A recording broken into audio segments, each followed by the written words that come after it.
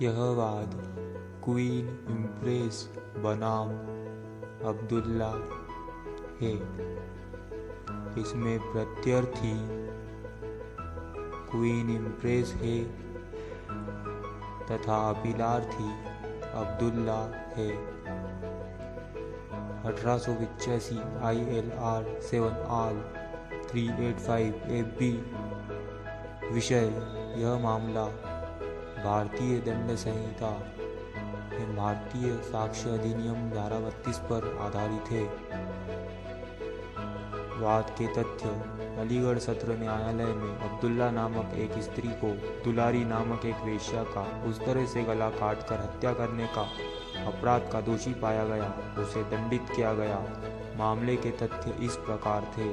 27 सितंबर 1884 को प्रातः घायल दुलारी को पुलिस द्वारा तत्पश्चात चिकित्सालय ले जाया गया। वह 29 सितंबर तक जीवित रही। पुलिस स्टेशन पर उसकी माता छन्ना जान, कोतवाल गुलाम अली, डिप्टी मजिस्ट्रेट मुंशी बिहारी लाल एवं सर्ज बाबू मूलराज द्वारा दुलारी से अलग अलग प्रश्न किए गए। दुलारी बोलने में असमर्थ थी, लेकिन वह होश में थी और संकेत कर सकती थी। उसने पूछे गए प्रश्नों के उत्तर में स्वीकारात्मक या नकारात्मक संकेत किया।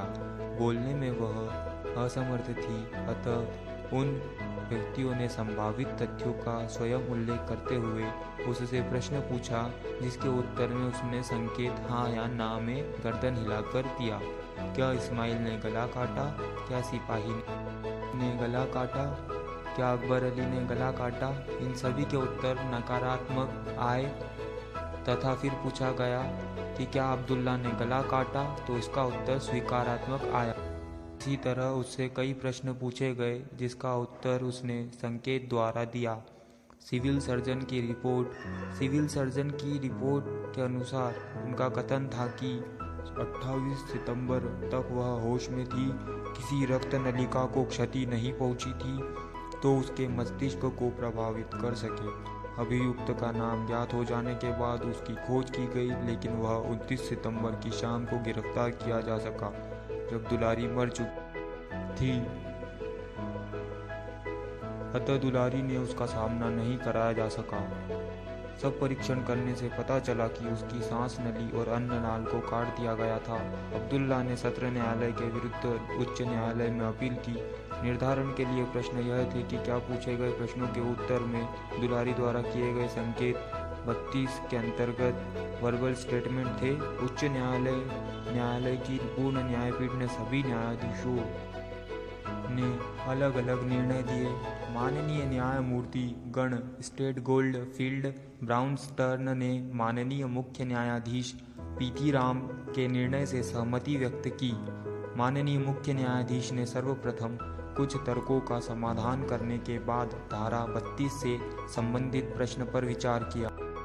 माननीय मुख्य न्यायाधीश ने धारा 32 से संबंधित प्रश्न का उत्तर देते हुए कहा कि धारा 32 डाइंग डिक्लेरेशन से संबंधित है, जहां एक व्यक्ति घायल होने की परिस्थितियों तथा कारणों का वर्णन करता है एवं मर जाता है। प्रस्तुत मामले में एक साथी द्वारा वक्तव्य दिया गया जो होश में थी, जो सच्चाई से अवगत थी और जिसका साक्ष्य सर्वोत्तम रहा होता अगर वह जीवित होती, परंतु वह मर चुकी और उसे साक्षी के रूप में नहीं बुलाया जा सकता। तब प्रश्न यह उठता है कि क्या उसकी मृत्यु के बावजूद भी उसे साक्षी बनाया जा सकता है। इसी वस्तु स्थिति को संभव बनाने के लिए धारा 32 का निर्माण किया गया है। इसके अनुसार एक रिटर्न या वर्बल वक्तव्य स्टेटमेंट निश्चित रूप से सुसंगत तथ्य से संबंधित होना चाहिए। अब प्रश्न यह उठता है कि क्या यह संकेत वर्बल स्टेटमेंट वक्तव्य है। वर्बल का अर्थ है शब्दों के माध्यम से, लेकिन यह जरूरी नहीं है कि शब्दों को मुंह से ही बोला जाए। अगर उस धारा में वर्बल के स्थान पर ओरल शब्द का प्रयोग होता तो यह धारित किया जा सकता था कि ऐसा वक्तव्य मुख से बोले गए शब्दों तक ही सीमित है, परंतु वर्बल का अर्थ कुछ विस्तृत है। आरंभ से ही यह धारित किया जा चुका है कि दूसरे के द्वारा बोले गए शब्द एक साक्षी के अपने शब्दों को मान लिया जाए, जो आपत्ति विवादास्पद संकेतों को साक्ष्य के रूप में मान लिया जाए। किंतु विवादास्पद संकेतों को साक्ष्य के रूप में स्वीकार करने के संबंध में उठाया जा सकता है। वही आपत्ति काउंसिल द्वारा पूछे गए प्रश्नों के उत्तर में साक्षी द्वारा व्यक्त सहमति के संबंध में भी उठाया जा सकता है। उदाहरण के तौर पर अगर काउंसिल यह प्रश्न करता है कि क्या यह स्थान कोलकाता से 1000 मील दूर है और साक्षी उत्तर देता है हाँ, तो यह कहा जा सकता है कि साक्षी ने निर्दिष्ट दूरी के संबंध में कोई वक्तव्य नहीं दिया। ऐसे निर्देशक प्रश्नों पर आपत्ति यह नहीं है कि वे पूर्णतः वैध है, वरन यह है कि वे अनुचित है, गलत है। यहाँ पर मात्र प्रश्न यह है कि क्या दुलारी ने अपने संकेतों द्वारा उन प्रश्नों में निहित वक्तव्य को अंगीकृत किया। माननीय मुख्य न्यायाधीश ने कहा कि इसमें कोई संदेह नहीं कि जिस तरह वह स्पष्ट शब्दों में जैसे हाँ वक्तव्य के शब्दों को अंगीकार कर सकती थी, उसी तरह ऐसा अंगीकरण संकेत द्वारा भी कर सकती थी। अतः वे संकेत धारा 32 के अंतर्गत वर्बल वक्तव्य थे। माननीय न्यायमूर्ति महमूद इस निष्कर्ष से सहमत थे कि वह संकेत साक्ष्य के रूप में स्वीकार्य थे, लेकिन उनके निष्कर्ष का आधार भिन्न था। के अनुसार ये संकेत धारा 8 के अंतर्गत कंडक्ट थे तथा धारा 9 व्याख्या 22 के अंतर्गत साक्ष्य के रूप में स्वीकार थे।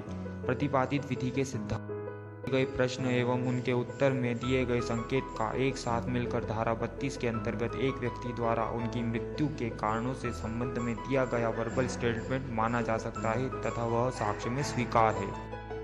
अगर आप लॉ से संबंधित अन्य जानकारी पाना चाहते हैं तो हमारे चैनल को सब्सक्राइब कीजिए।